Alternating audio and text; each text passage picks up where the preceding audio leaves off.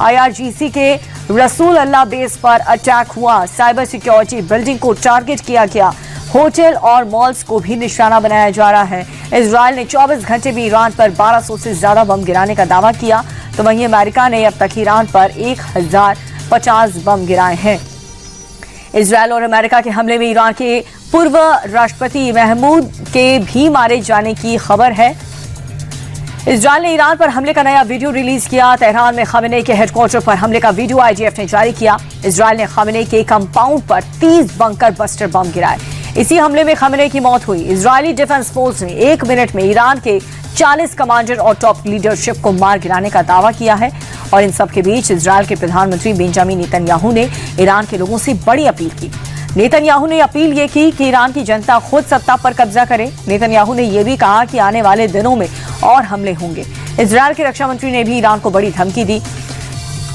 Israel courts ने कहा है कि हम तेहरान के बीचों बीच हमला करेंगे, बिना रुके तेहरान पर अटैक करेंगे, क्योंकि हमारे फाइटर जेट्स तेहरान के आसमान पर पूरी तरह से तैयार है।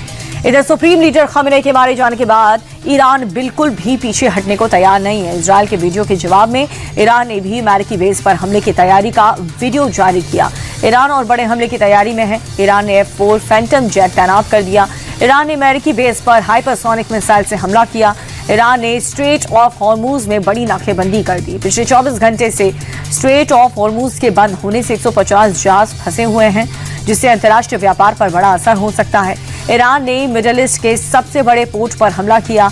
ईरान ने UAE के जेबल अली पोर्ट पर हमला किया, और ये UAE ही नहीं, पूरे मिडल ईस्ट का सबसे बड़ा पोर्ट है। ईरान एक साथ मिडल ईस्ट के 10 देशों से लड़ रहा है। ईरान ने ओमान और साइप्रस पर भी हमला कर दिया।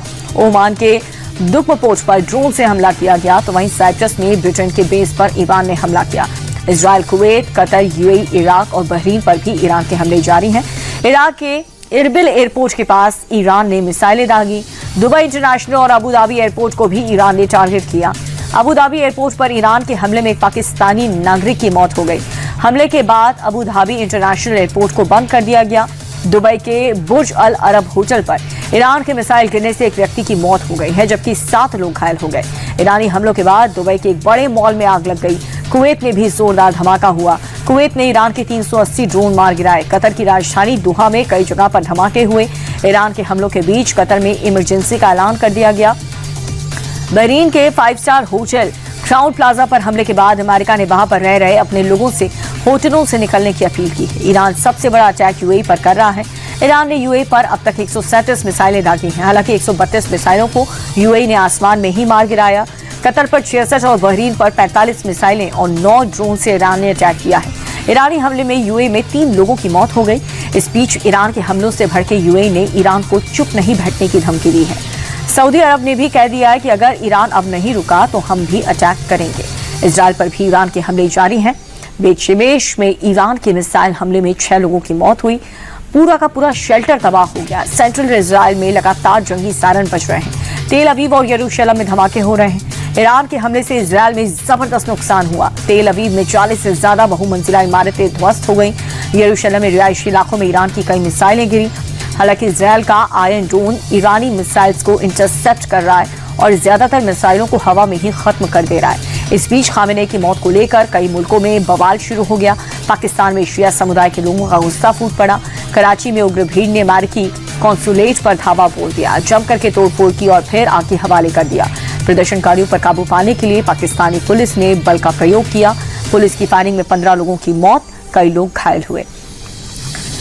इस्लामाबाद में भी अमेरिकी दूतावास की ओर बढ़ रहे लोगों को रोकने के लिए पुलिस ने फायरिंग की है। प्रदर्शनकारियों पर आंसू गैस के गोले छोड़े गए। लाहौर और स्कार्दू में भी प्रोटेस्ट हुआ।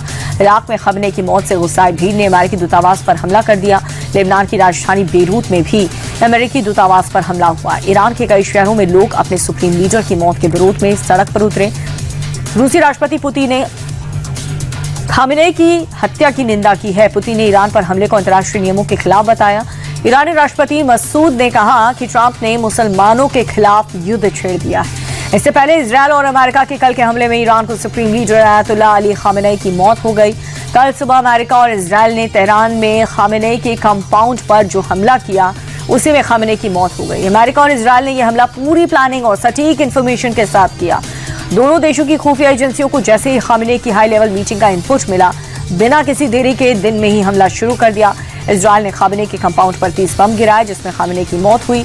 खामेनेई की मौत के बाद ईरान में 7 दिनों की छुट्टी और 40 दिन की राष्ट्रीय शोक का ऐलान किया गया। सिर्फ खामेनेई ही नहीं मारे गए, बल्कि कल जो हमला हुआ उसमें करीब करीब उनकी पूरी फैमिली खत्म हो गई।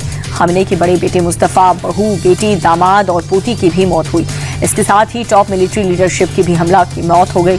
रक्षा मंत्री IRGC के commander in chief, chief of staff, Khamenei के एडवाइजर, मिलिट्री सेक्रेटरी भी मारे गए। अमेरिकी राष्ट्रपति ट्रंप ने खामेनेई को सबसे क्रूर व्यक्ति बताते हुए उनकी मौत को ईरान के लोगों के लिए न्याय बताया।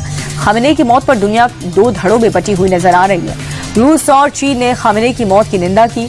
पुतिन ने ईरान पर हमले को अंतर्राष्ट्रीय कानून का उल्लंघन बताया, तो वहीं चीन ने कहा कि ईरान पर हमला किसी भी कीमत पर मंजूर नहीं है।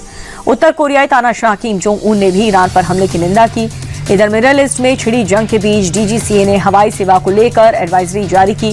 DGCA ने ईरान, इराक, इजराइल के एयर स्पेस से बचने की सलाह दी।